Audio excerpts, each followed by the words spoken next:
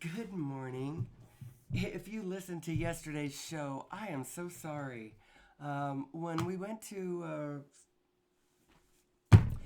Oregon last week, our housekeeper came in and cleaned and changed some settings on my microphone, and I thought it was just connections to my speakers, and I realized now it was volume levels on my microphone.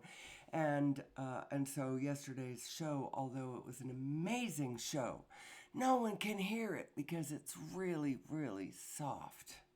And I'm very, very sorry about that. Forgive me. So today I'm going to try to do as good a job as I did yesterday. I was really on it, so isn't that just the way? So, anyway, good morning. Who am I? Who am I? It's a question we ask every day. Even if I don't record, this is a personal meditation that I do. Sometimes I just do it quietly. Right now, you witness my stream of consciousness as I just sort of vomit my innermost, as I think it, boom, out my mouth it is. But I can do this quietly too. I can lay there in bed early in the morning with my eyes closed and think about what matters. Who are we? How does this work? I actually had just a couple of minutes ago, I'm going to share an experience I just had. I just clicked on um, what I saw over on YouTube as I was looking at my content and testing out the volume of the show I posted yesterday that you can't hear. I'm so very sorry about that. But what I came across was I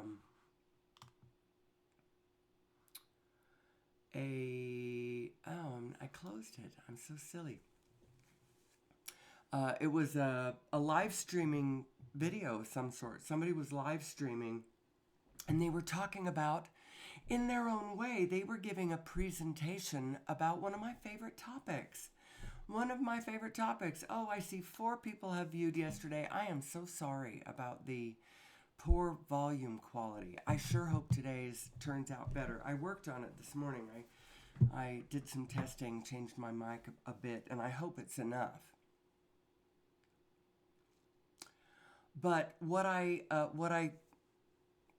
this guy was talking about was how to pull people into a win-win. So quit trying to force people to do stuff. Convince them by showing them the win-win position. Show them what they have to lose, what they have to gain, how the situation's going to benefit them, how it works out for them. All of that. And it was actually an interesting show and an interesting take on this puzzle, this piece of everything. I've sort of set it out as my duty to discuss everything, Although I'm not really discussing everything. The only things I really want to discuss are law of attraction and those kinds of things, like the immutable laws of the universe in their most abstracted form. That's one of my favorite topics. And then I like talking about energy these days because I think there's a solution, and it ties back to well, it doesn't tie back to law of attraction. It ties back to unified physics, which, by the way, this is my description of my show. I went through this yesterday, but nobody's going to hear yesterday's, even if they try to. It's so soft. I'm so sorry. So I go, law of attraction meets unified physics. Who am I is a stream of consciousness discussion of reality. Who am I? Where did I come from? Where are we going? What is source energy? How can a better understanding of ourselves and source energy solve the problems of humanity, free us from fossil fuels, from gravity, and help us create an abundant future for all of us here on planet Earth? It's a discussion combining unified physics, law of attraction, and human psychology, all from a layman's perspective. Now we can go through and like dissect all of this. You know, you could find this discussion from this paragraph very easily, actually. The layman's perspective, for instance, the reason I throw that one in there is there's not a lot of technical math, or I'm a layman. I am not a specialist in anything other than I specialize in the general. I am a general specialist. Because my specialty is how it all adds up, which kind of puts it at the general point. Anyway, stream of consciousness, that's certainly what it is, because I just sit here in front of the microphone and I have practiced speaking out loud, pulling the energy forward, because it's hard to just talk to yourself at first. Where's the energy in that? Who's listening? Who are you reaching? Who are you talking to? What are you focusing in yourself? It's hard to do at first until you start imagining the audience out there. And then when you put a microphone on it and plug it to YouTube, there actually is an audience. And so you don't even have to imagine an audience. But still, if you want to know the truth, here where I am, it is 5:20 in the morning. And so I had to kind of learn to summon the energy by myself and early about all the things in the rest of my real life, which has taken me several years to develop this technique, this ability to do this. And then, so what is my show? What am I talking about? Well, I'm talking about humanity with a capital H, mankind with a capital M, this collective being that we are.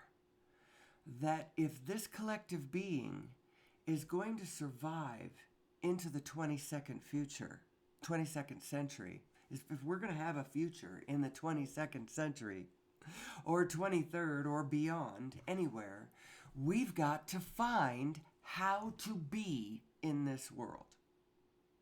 Now, the reason I mentioned that live stream, that I have been thinking about what it would be like to do a live stream.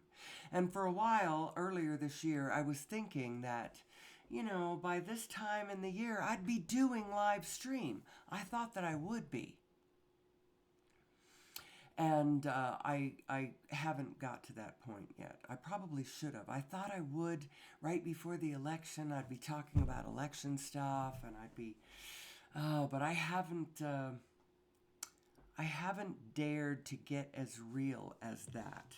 I have found that in order to stay sane, I have to stay somewhat disconnected from the quote-unquote reality that is going on around us, because there are so many layers and dimensions and aspects and to reality, so that to talk about reality,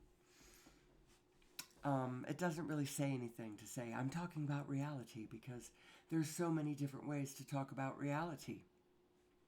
And yet, this is a discussion of reality. So where does that leave us? Hold on just a second. I gotta find my way back to my studio. Hold on. So, for instance, on how many different ways you can look at reality. So, Abraham will give you a big one right away. You think that what is currently physically manifested is current, quote-unquote, reality. That's what the conventional self tends to do. Here's this table. This is reality. Those people out there marching in the street, that's reality. Those people over there, whatever, that's reality. But there is actually more layers of reality than that. For instance, there's a vibrational reality, which is actually the future physical manifestation reality aspect of it in process right now. As a matter of fact, she even talks about the non-physical, thinking that's current. That's what now is that vibrational reality with what hasn't yet manifested in the works coming into form. That's what's reality, although you can't see it yet. It's just vibrational.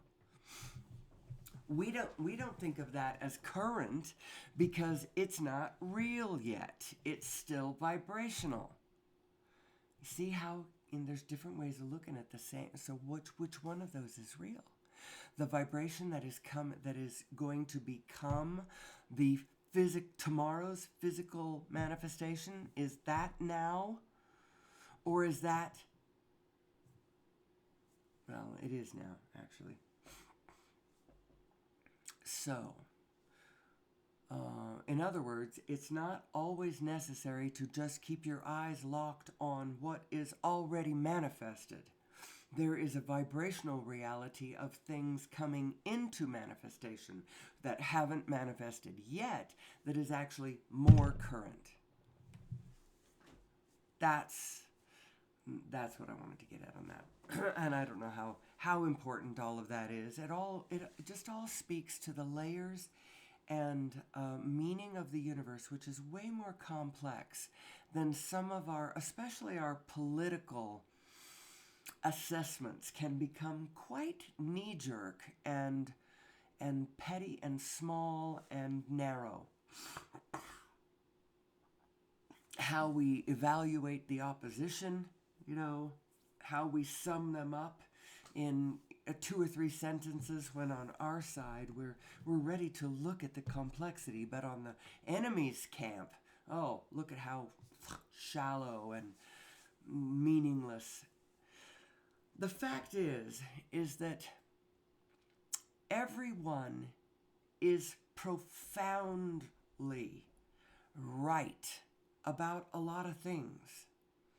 And everyone is also likely, profoundly wrong about some things too. And I'm sure that I am profoundly wrong about things too. And it just makes me more careful about where I go in and start pushing back against things. Because if this is where I'm giving resistance, this is probably somewhere around the location of where I'm wrong about something. Because, first of all, I'm not understanding that the whole project of life is releasing resistance to it and allowing yourself to move forward in this beautiful dance we've got going on. Resistance is keeping you slow. Resistance is slowing everything down. And depending on where you are and what's going on, you might be desperately trying to slow things down. What do I want to say about this? Do I want to say anything about this? About my own life, about my own tendencies to be more or less resistant? To be more or less resistant. So what are we talking about? Let's talk about the flow of life. There is a flow, there is a stream that is taking place in front of us that we are riding with. You are flowing with a stream. The stream and flow of life. And when you go with the flow, you find yourself able to let go of all resistance and flow downstream with this mighty flow that is flowing all around us.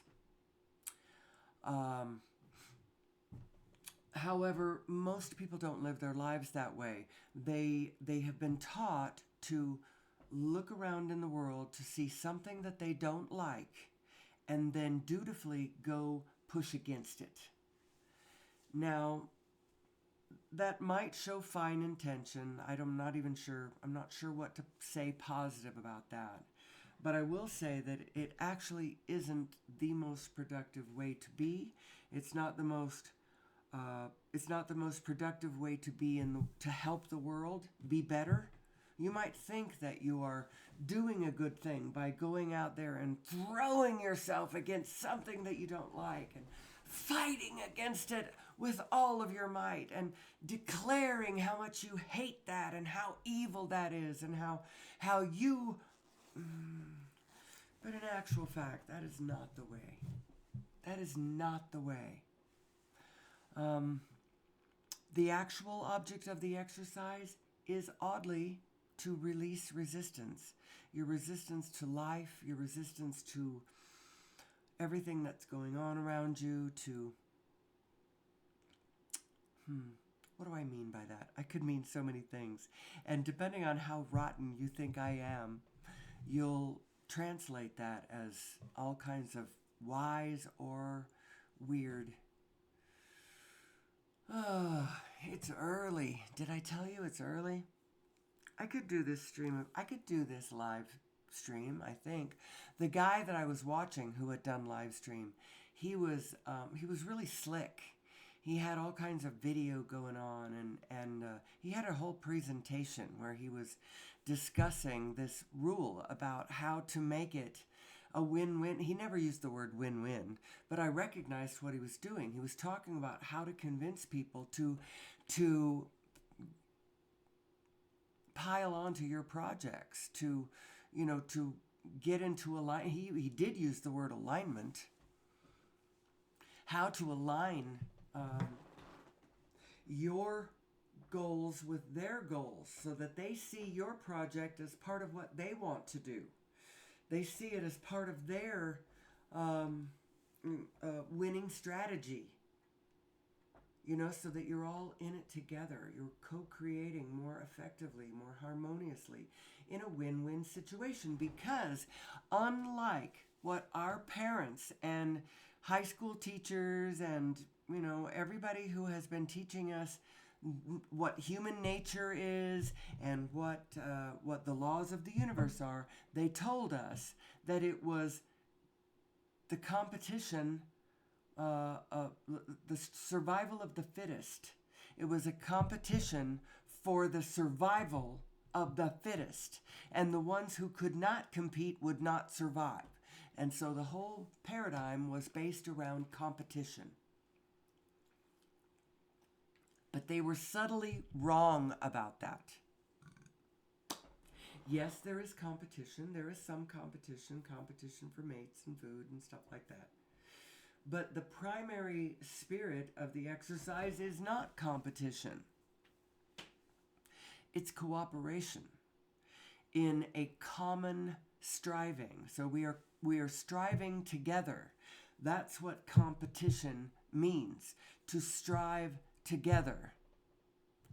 It's actually a more of a cooperative thing, for each of us individually finding our strength, but collectively we find our strength together this way. So there is a streak of that, but it's not really the all-out competition for... It's actually survival of the fit. You don't have to be the fittest. You just have to be fit to survive. And what does it take to be fit to survive? Well, for you to understand that you're part of a symphony. You're part of an orchestra. You are not just a diva out there on your own, running the show without regard to all others. And the reason that this is so has to do with the nature of your inner being. Now, I talk about the inner being a lot. I like the phrasing, the inner being, to describe this vibrational aspect of yourself. That is actually, now I say it's a vibrational aspect of yourself, it almost sounds like another one of your senses, and in a way it is. But it's more than that, because it actually is you. It is you from a different perspective. It's you in your wholeness. It's you in your connectedness. But from your conventional self's point of view, what is the word for point of view? Perspective. From your conventional self's perspective, I hope I'm not, I turned it all the way to one side and not the other side. I wonder, huh. I hope I haven't turned my stereo into mono by turning my speaker all the way one direction, because the other direction, I think my other speaker is disconnected. So if I'm recording this on mono with just all of it coming out of one side of your stereo, I'm really sorry about that. I will fix it next time I do a show. I'll have my husband look at it this morning, make sure my other speaker is connected so that I'm not doing that. I'm sorry, you don't care about this. You care about what I'm talking about. Who am I? Who am I? What's your vibrational inner being? What's the nature of it? When I talk about it, when I start into really hitting my stride, describing the inner being, the descriptions that I start giving it, they may seem philosophical, but I don't mean them philosophically. I mean them very highly, literally, mathematically abstract. I mean the abstraction of the literal mathematics of it. So when I talk about spinning vortices of attraction tethered at the bottom, I'm literally meaning that, with all the mathematics involved with, spinning vortices attached at the bottom. Who am I? What is my vibrational inner being? It is an aspect of yourself. So by saying an aspect of yourself, it seems like yourself is your conventional physical body, because that's what most people think of themselves as. Here I am, anchored in my physical body. But the fact is that who you really are is well, let's talk about your inner being, who I think is who you really are. But let's just talk about it as an aspect of who you are. It is standing in a place where it's like it's on a mountaintop and can see the win for all things. And the reason that it kind of is that is because everybody's vibrational inner being intersects at a particular place. It's like a Venn diagram where my desires cross with yours, where my survival meets your survival.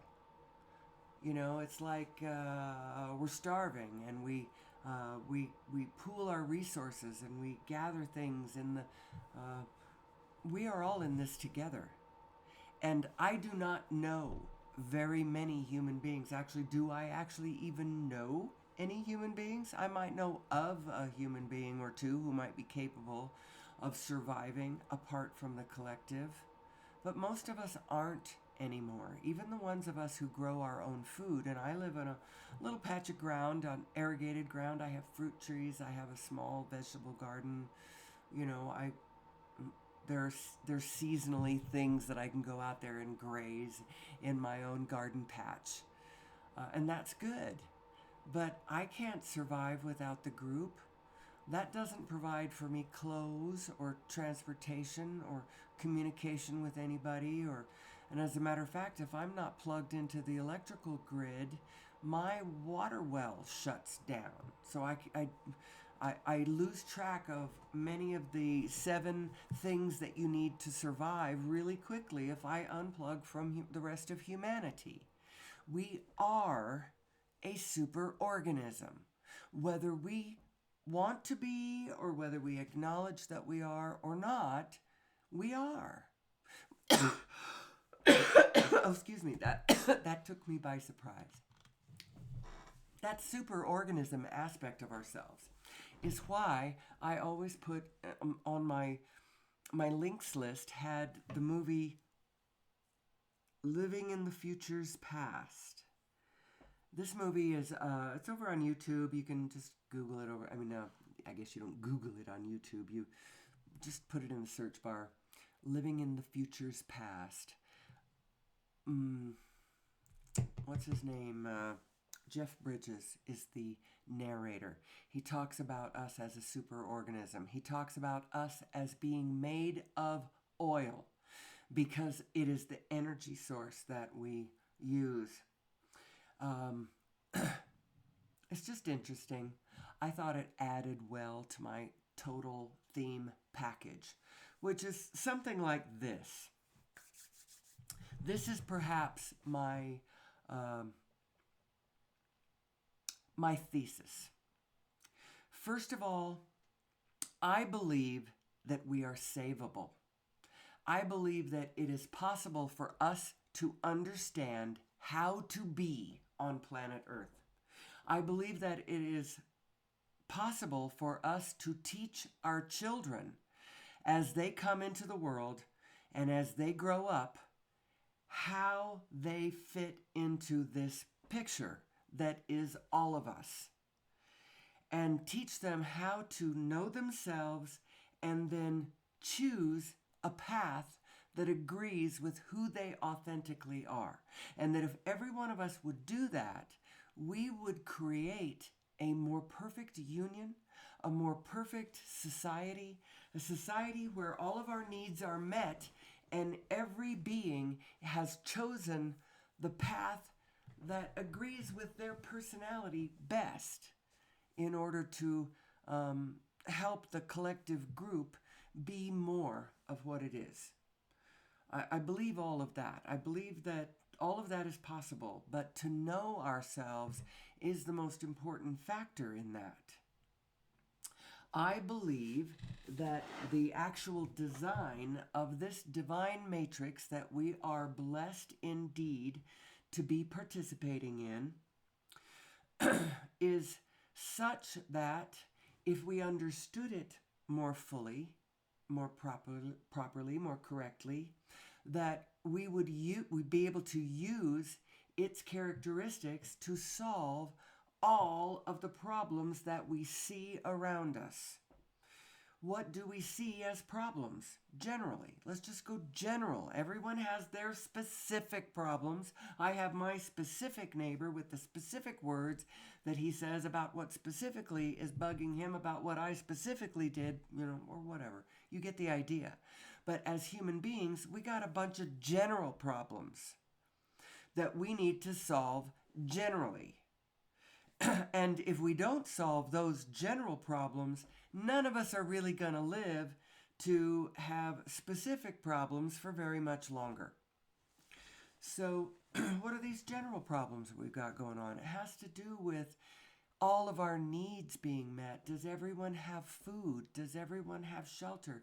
We seem to think that we live in a zero-sum game, finite pie paradigm, but we don't.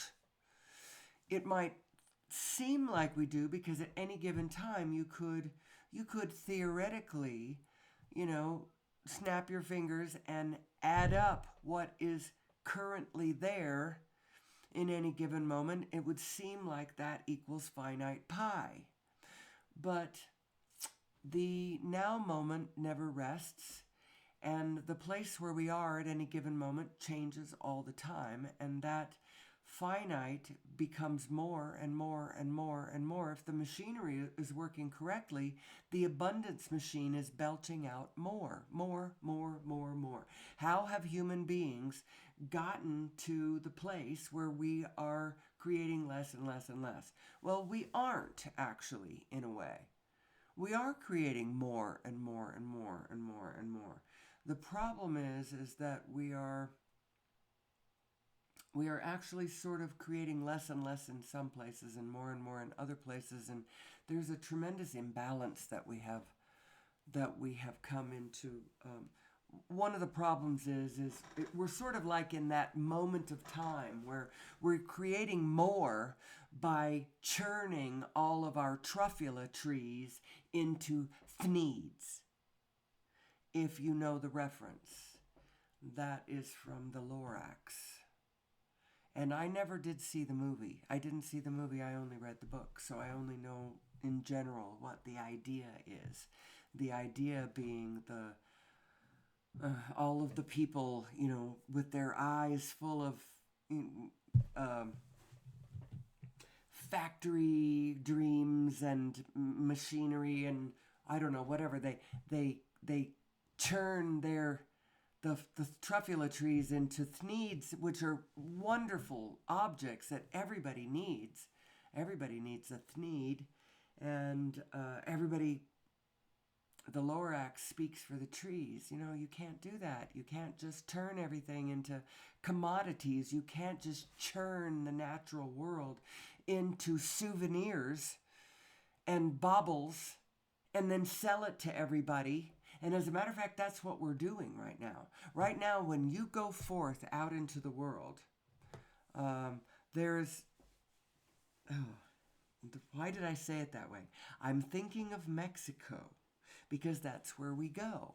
And Mexico is particularly egregious in this way. They've sort of, they depend on tourism. They're leaning heavily towards tourism as being and I don't have a problem with that. But there's certain things that they have done in the middle that, I don't know, the local people sort of prey on the tourists when they come because we are their source of currency.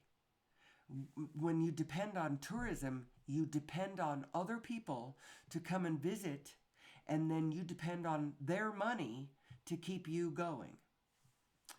And it's a problem. And so you have all these people, they're trying to sell you things.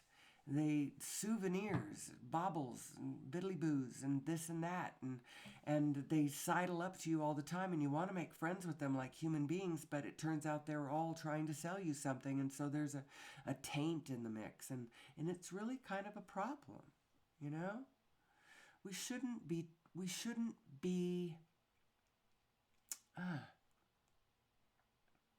shouldn't be forcing every single human being to convert their piece of whatever into commodities and then force them to sell them. All these people, they're trying to sell me wonderful, wonderful things. And I'm trying to get into a state of mind where I neither care about nor want things, And I feel bad because I'm like, oh man, these people's livelihood depends on me wanting their things. And my spiritual well-being depends on me not caring about things. There's a disconnect there that I think is a problem. We need to honor all human beings. Somehow there needs to be, I don't believe in the welfare state.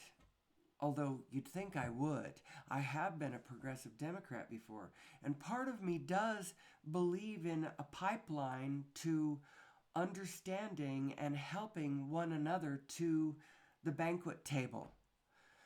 Somehow there has to be a way that we teach each other and know each other and help each other to the collective banquet table of mutual prosperity. Somehow there has to be that, but it can't just be a handout. So it has to be, from my perspective, it's going to be information. I am going to deal in information. And what is my wheelhouse of information? It is law of attraction meets unified physics meets human psychology, all from a layman's perspective. And how can a better understanding of this particular field of information bring us to better harmony with ourselves and with each other, so that we don't have to worry about carbon footprint, for instance? Everybody's all up about the carbon footprint and how much how much did I use today? And in what manner did I travel around the world? Did I eat something that was imported? Did I keep myself a few degrees warmer than I probably should have because we don't have, and I don't know. But what I also believe is I believe that there is absolutely enough energy for all of us to be able to do anything that our heart inspires us to want to do. Oh, I just heard a lot of people saying, what if your heart wants to blow everybody up? Your heart never wants to blow everybody up. That is a function of heart-brain disconnect, the wanting to blow it up. That is Loki energy. There are two, so we're going to go back to some fundamentals right here. And I'm going to try to switch from a little more philosophical to a little more mathematical in my discussion of this. There are two basic forms of organization. One is coherent and the other one is chaotic. It's sort of like, think of it as the two, the coherent one is love and gravity, and it's the spin, the inside of the spin going down, the spin going in. The one going out, the one on the other side, it's the electromagnetic fields. And that one is more chaotic. That is more in alignment with like hurricanes, tornadoes, those kind of, it's still organized. It is still organized. It is an organizational structure. So those are the two forms of organizational structure, chaotic and coherent. Isn't that interesting? And what was I'm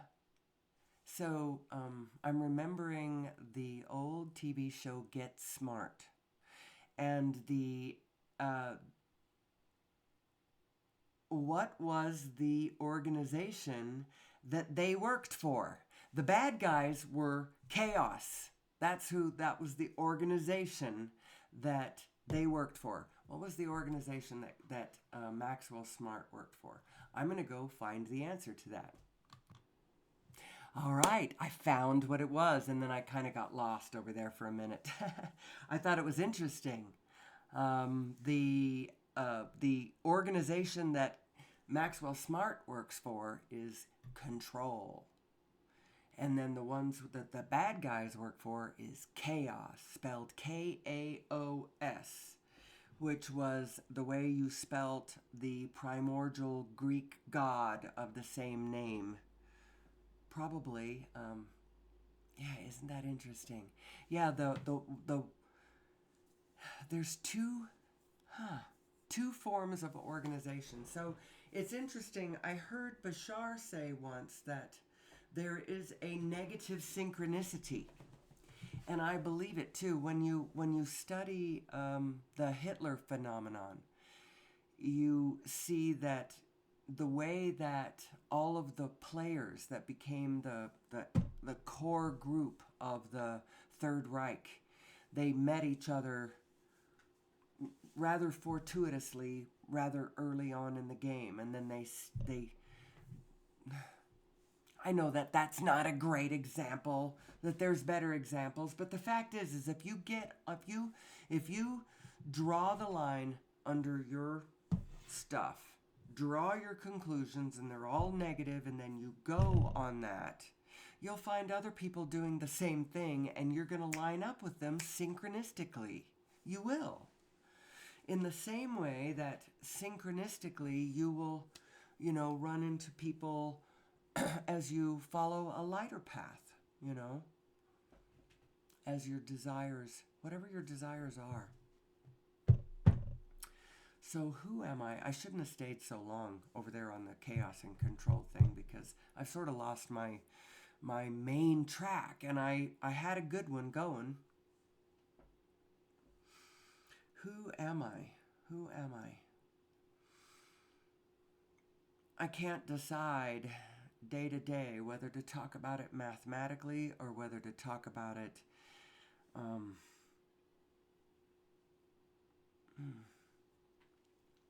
politically, philosophically. A lot of times I spend a lot of time on law of attraction. That is the one actionable law of the universe. All the others you just have to live with. That's the way the universe is designed.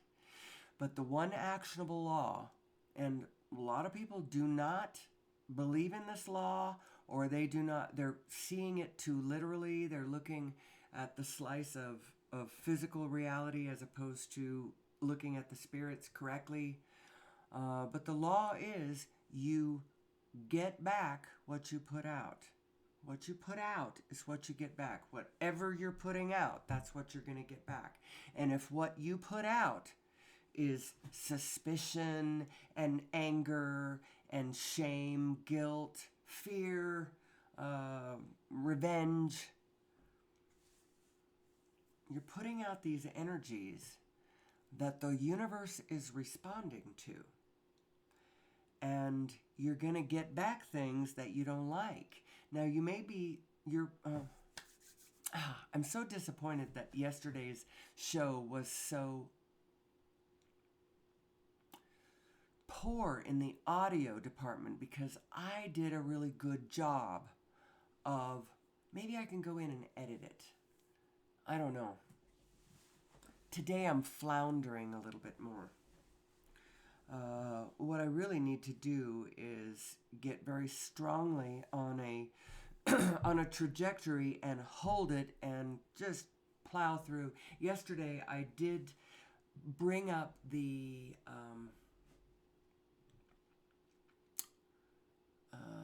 possibility of, in the near future, me doing a marathon. I want to do a marathon. I want to do a 7 or 8 hour long thing. I may not be able to do it in a... well, we'll see. We'll see. Because I could cover a lot of ground, and I could do it in a way more organized manner. I could start with law of attraction and put out... But see, I only have an hour to do this every morning, and every morning I think, I've got to cover it all. I've got to cover it all. I've got to cover it all. And then I spend most of the morning doing things like I'm doing right now, which is not covering it at all. I'm just explaining to you why I have a hard time covering it all. Oh dear. So I'm thinking about doing a marathon where I could really dig into this material. We could talk about, first of all, I could outline very specifically, this is law of attraction information. This is what momentum is. This is how momentum works. This is who you are, is two selves. You are two selves. And one of them, you are two minds. Let's talk about what a mind is. What is a mind? A mind is that lattice of thoughts woven together. It has to do with all of the things that you think about and care about. And the two selves that you are, one is your physical, conventional self that everybody is familiar with. You are that one. But that one isn't actually who you really are. And I say this advisedly, I say it this way because it's not who you always are, it's just who you are right now. Now, since everything is here and now, and you are this right now, then it is you. It is really you. But it isn't really you because it isn't always you. That actually is not the way I wanted to say that. The inner being aspect of you, that one is really you. Because that one is you all the time. Whenever you are being, whatever you are being, whatever form you are in, whatever life you are leading, whatever specifics are going on in whatever universe you are inhabiting at any given now, that inner being, vibrational, source-connected aspect of you is always, always, always, always you. It is a continuum. It is a connected continuum. It is connected to all the rest of the universe. But you are independent from it. It's like, remember, we did I should find an illustration of this.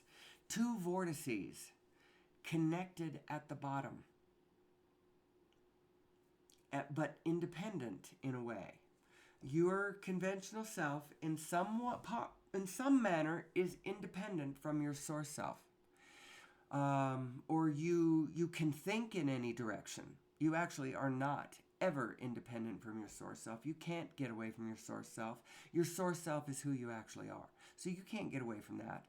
But your individual self can think independently, can go whatever direction it wants, can go with the flow, go against the flow, go with the truth, go with wild fantasy, whatever.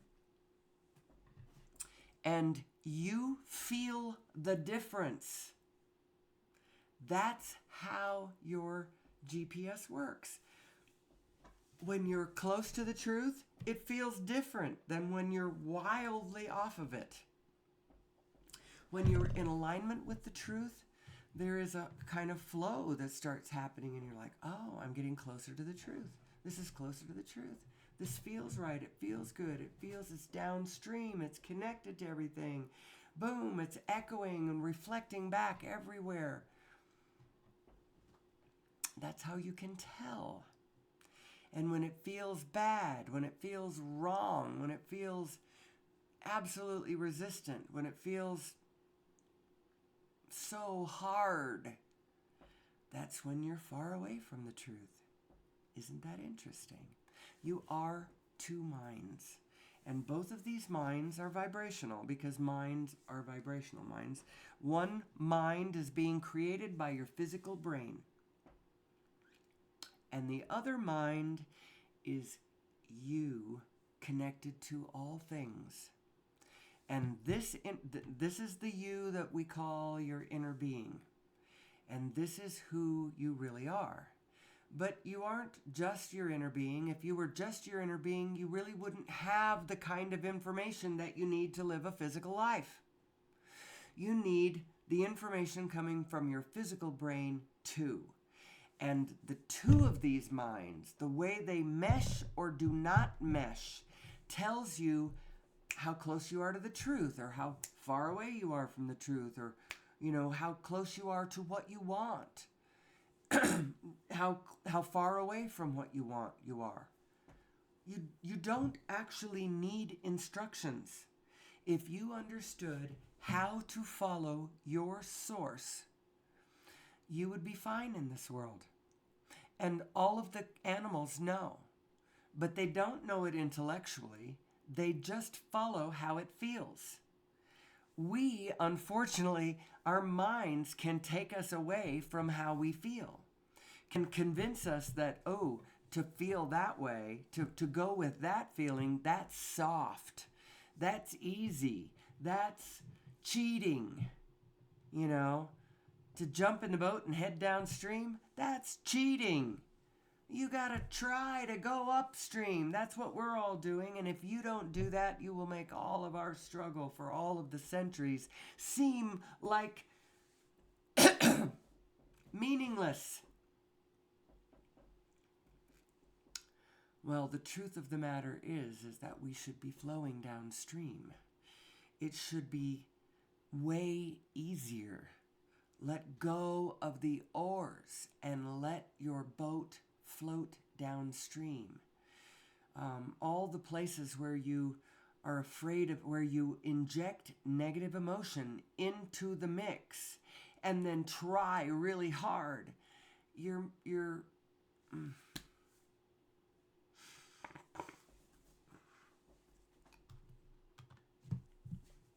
are making it too hard. So I realize I'm 49 minutes into the show, which means I only have, 10, 20 minutes left at the most. And what indeed have we covered today? we've made an attempt to talk about the inner being. I guess that's probably about all that we've done. We did a little bit of discussion of chaos and coherence. We wandered over to Get Smart for a second, and I thought it was interesting that over there, the good side organization is called Control, and the other side is called Chaos. I find that interesting. I don't think that control is actually the opposite of chaos.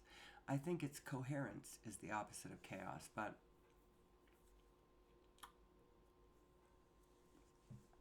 and how this relates to the energies of the universe, and how an understanding of the energies of the universe and an understanding of the law of attraction can help you understand your personal life, your personal journey, can help you find your path, find your bliss.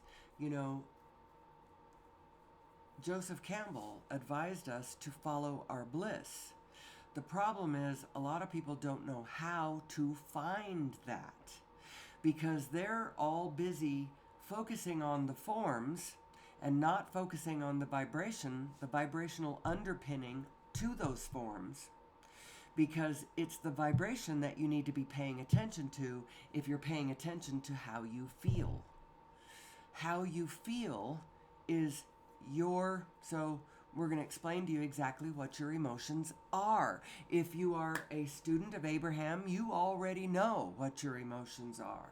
But if you've ever wanted to put more, to get more into the meat of it, get your physical brain into thinking about the actual structure of all of this and how it literally plays out and how it literally fits with the structure of the matrix of the universe, then, maybe it's helpful to go this way. I'm doing it, so here we go.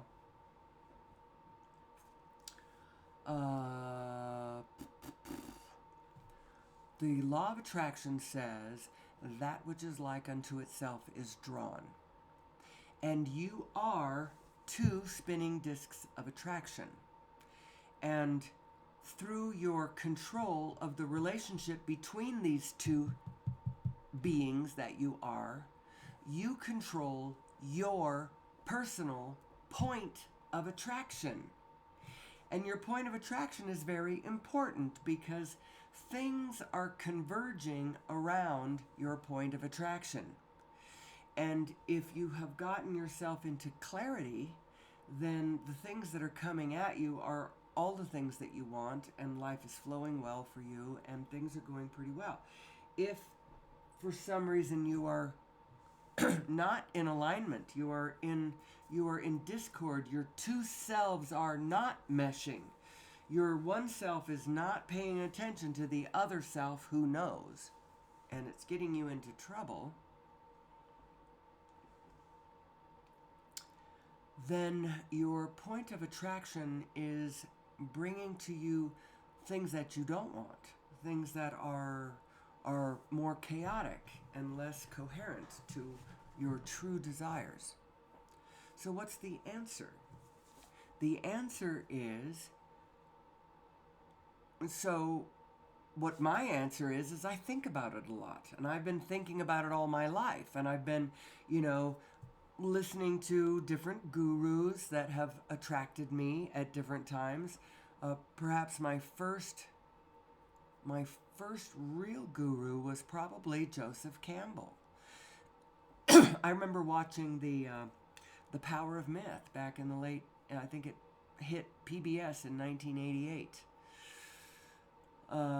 Joseph Campbell died in 87, and earlier that year he did a bunch of interviews with Bill Moyers, and then later he passed away, and it took him a while to put that together into a show, and then they put it out on PBS. Later, I came to have other gurus. I thought Dr. Phil was wise. I loved Deepak Chopra. I thought he was amazing, and I met both of those through Oprah Winfrey, of course. She brought both of those people onto her show. I don't watch Dr. Phil anymore, but I don't hate him. You know, I see what he's doing and I see where he's coming from, and we're all flawed, you know, so I don't like to spend a lot of time, you know. I thought he was good. Then along came who would have been later, in later years, uh,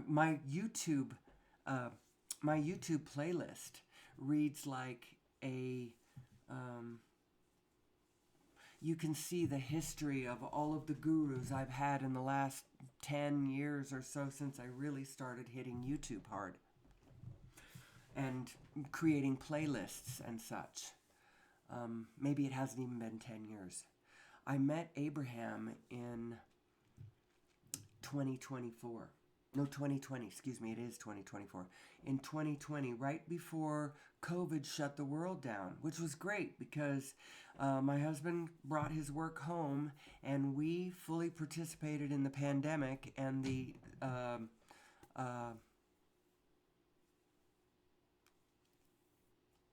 what do you call it? The sequestering of everybody. We stayed by ourselves in our house for a year, and I loved it. I loved it. I enjoyed it so much. I was so happy to drop every single thing that the world had me doing.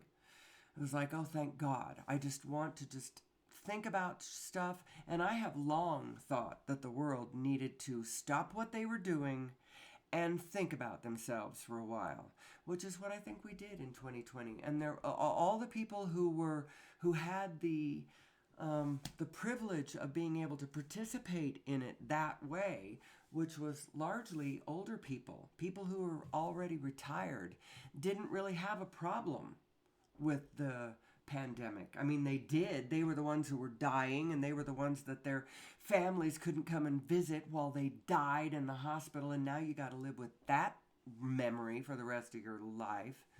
Wow, terrible. But all of the ones who lived, it was easy on us because we didn't have to keep making a living. We didn't have to be young people making a living. Oh man. Oh, I'm getting all kinds of emotional hits here. I also realize I'm almost an hour into the show and I don't know if I've clarified anything. Who am I? Why is my alignment important? It is important because I'm telling you, there are not good and bad people. There are aligned and not aligned people. And even those aligned people, they might be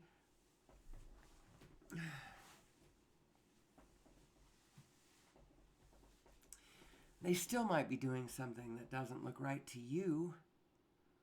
But you gotta know that we are playing out bigger patterns. Bigger patterns. And one of the bigger patterns that we are playing out is we are expanding. We are evolving. It is becoming more. It is becoming better. It really, really is. It's just hard to see it because it's kind of slow. And then you don't remember anything that wasn't part of your life before that. So you don't remember how awful it was back in the 1800s, for instance. Or even now, some of the 1900s. It is better. It is better, but it isn't. Some of the better creates some worse, and then we have to sort it out. Sort it out. That's what we're doing. Who am I? And what does it mean to be a human being? And how does one go about living your life, finding your bliss, finding your alignment between your two selves? Well, the biggest thing that you can do, the greatest thing that you can do, is care how you feel. I like the meat of the intellectual thinking about this. You may have noticed I do enjoy thinking it to death. I love overthinking it. I really do. It's part of what I do. Everybody doesn't have to do that. But some people do like to think about the intellectual side of it. But truly, Abraham tells us that all you really have to do is care more about how you feel emotionally. I'm not talking about senses. I'm not talking about, you know, I'm talking about your overall sense of well-being, your overall sense of yourself in the world, your own worth in the world, your own place in the world. Feeling good about all of that is really important because your inner being feels really good about who you are. And if you don't, then right there, you are out of alignment. And from that position of feeling unworthy, you're going to be taking impulses that are not going to be clear or beneficial to the rest of the field. In your sense of unworthiness, you're going to start acting off. That's why it's so very, very important. The most important thing that anyone should do is get into alignment with their inner being first. Find that sense of okayness in the world. Everyone has a place within you where you feel that sense of okayness. Find it. Hold it. Never, ever, ever let it go. You are a worthy being. You should be here. If you are here for a reason, because the wholeness needs you. And without you, it is not whole. And so,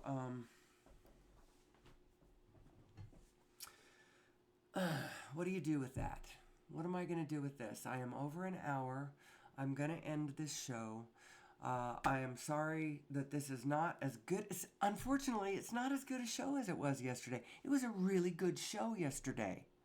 So I'm going to try working on the audio, see whether I can improve that, see whether I can increase the sound level from the YouTube studio side of that, and see whether I can't bring that sound level up a little bit.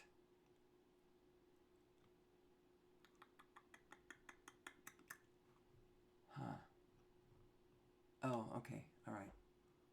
I could bring the sound level up that way, yeah? It's a little late now. Anyway. So where does this all leave us? Let's see if I can find a place to leave this. And then I will be back next Tuesday morning, which happens to be the 29th of October. I think that's right. Next Tuesday, the 29th. That will be my next show. And hopefully I can get back on the groove here. And I will let you know when I'm getting ready to schedule my first seminar. My first full seminar. Actually, it's going to be a marathon. It's not just going to be a seminar. It's going to be a marathon.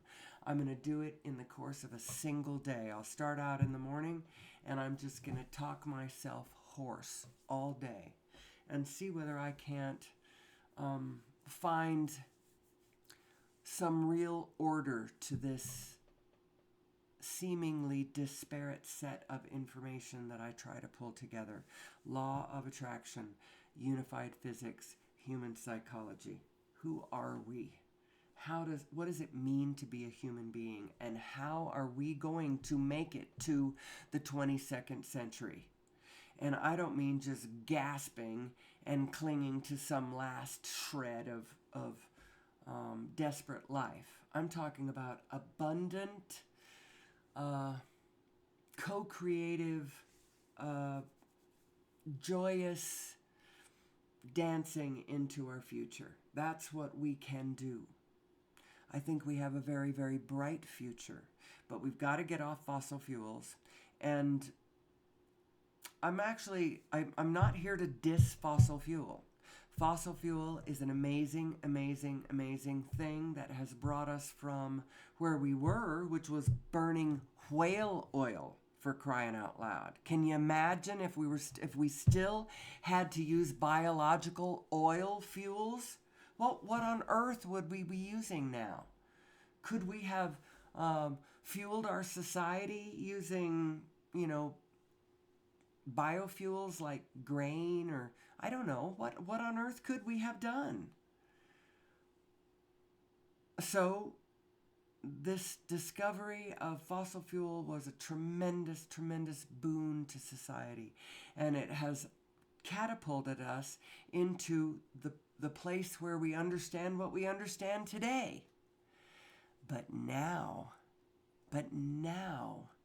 we have matured. We can come to the place where we understand 0 point energy, source energy,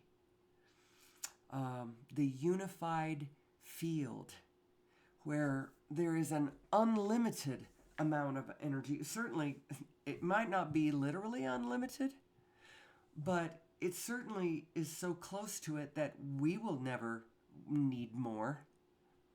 There is enough energy to keep us going through all of eternity and to get us back and forth across the universe as many times as we want to go. We just have to understand how this universe is actually designed. And to that end, I will be back next Tuesday and I'll give another run at it. Did I do the greatest job today? No. Can I do better? Absolutely. Will I be back to try? You bet you I will be. And so until next time, know that I love you. I appreciate you so much. The fact that you come into my into my little world and listen to my show, I really appreciate that.